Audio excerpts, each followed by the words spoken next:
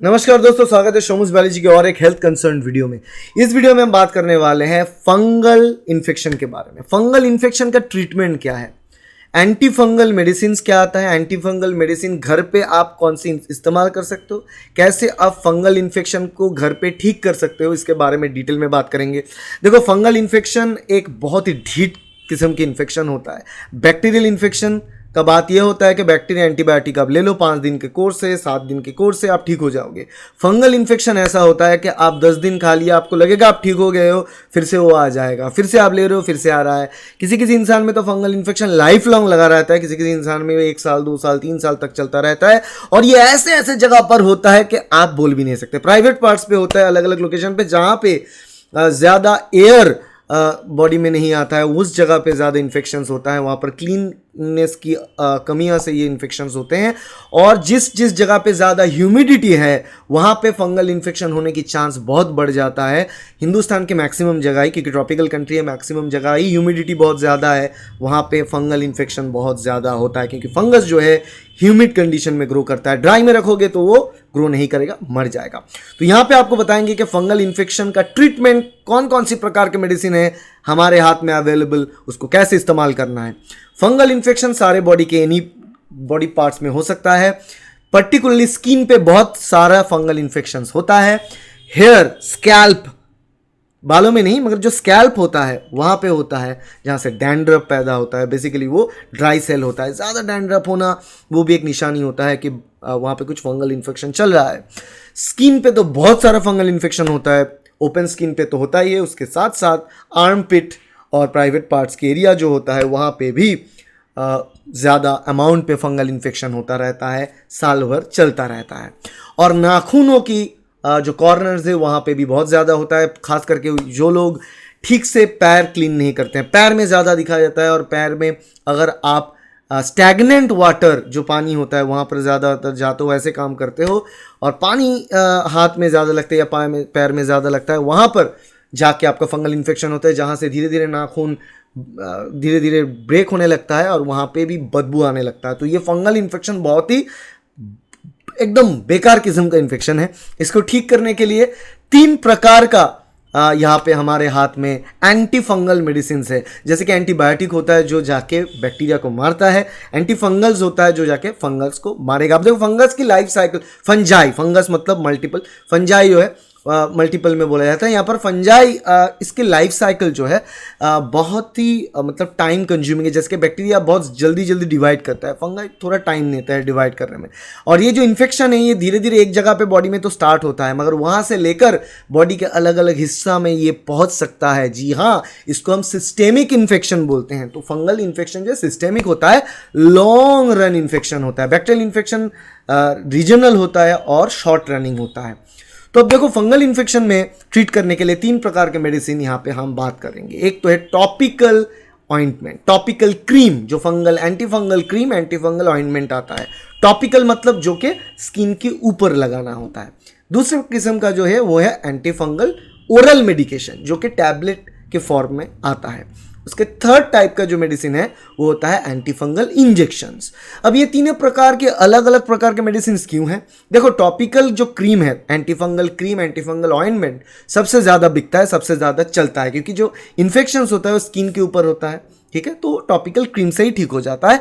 Maximum infection जो topical cream से ठीक हो जाता है, उसमें बाकी इंजेक्शन का ज़रूरत ही नहीं होता है। और कभी कभार मेडिसिन और टॉपिकल क्रीम एक साथ दिया जाता है और कभी कभी सिर्फ टॉपिकल क्रीम से ही काम चल जाता है। राइट, लोग ऐसे कहते हैं ना, यहाँ पे थोड़ा खुजली जैसा हुआ है, वो दोस्तों से पूछते हैं, दोस्त बोलते हैं कि मैंने यूज़ किया था, ठीक हो गया, तू भी दे ले, ठीक हो जाएगा। इस हिसाब से लोग एक्चुअली इसका ट्रीटमेंट करते हैं। नाजोल, माइकोनाजोल एंड टर्बिनाफिन बोल के 3 प्रकार के एंटी फंगल मेडिसिन।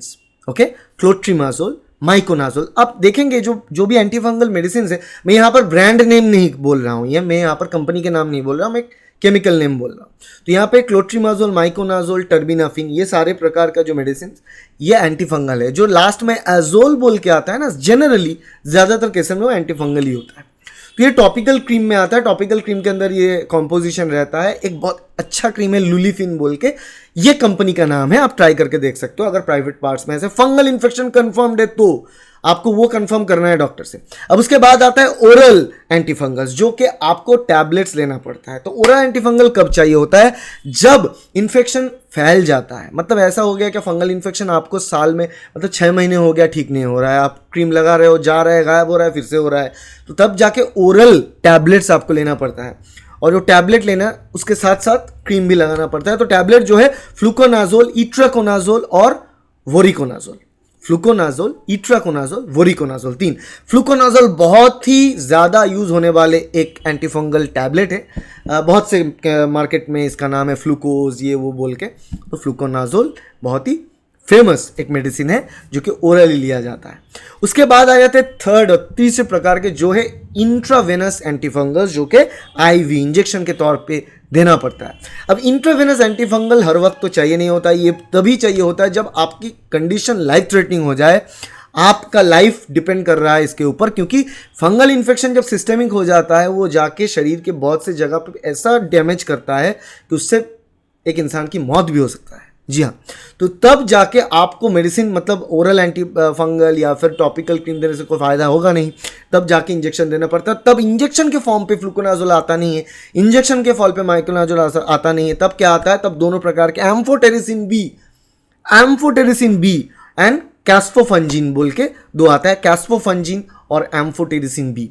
ये दो प्रकार के जो एंटीफंगल है वो आईवी मतलब इंट्रावेनसली दिया जाता है, इंजेक्शन के तौर पे ही दिया जाता है ब्लड में, ताकि वो शरीर के हर एक हिस्से में पहुंच जाए और वहाँ का जो फंगल इन्फेक्शन है उसको कंट्रोल करे, ठीक करे। अब देखो ये अलग अलग प्रकार के एंटीफंगल्स हैं, इसका जो यूटिलाइजेशन है वो भी मैंने आपको समझा दिया कि कब टॉपिकल देना है, कब ओरल देना है और कब आईवी इंट्रावेनस देना है। मगर फिर भी डिपेंड करता है आपके सिचुएशन के ऊपर। बहुत बार ऐसा होता है कि ओरल और टॉपिकल एक साथ ट्रीटमेंट चलता है, मगर इंट्रावेनस जो है वो लाइफ थ्रेटनिंग कंडीशन में दिया जाता है। ठीक है, तो आपका अगर फंगल इन्फेक्शन आपको हो रहा है उसको डिटेक्ट करना बहुत इंपॉर्टेंट है।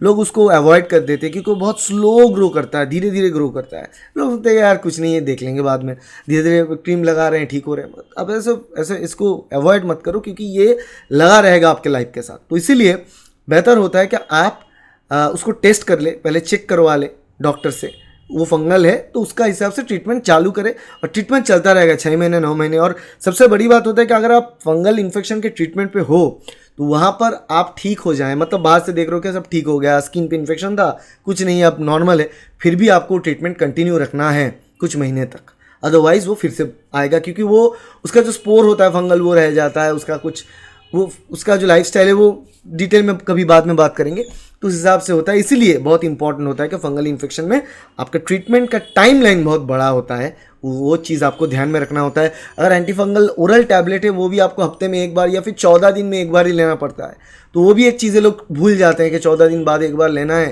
तो याद ही नहीं रहता है। मगर वो चीज़ आपको ऐसे ठीक ठाक टाइम पे लेना होता है, अदरवाइज ये ठीक नहीं होगा। ठीक है, तो ये हो गया सारे बात रिगार्डिंग फंगल इन्फेक्शन और फंगल इन्फेक्शन ट्रीटमेंट इन हिंदी।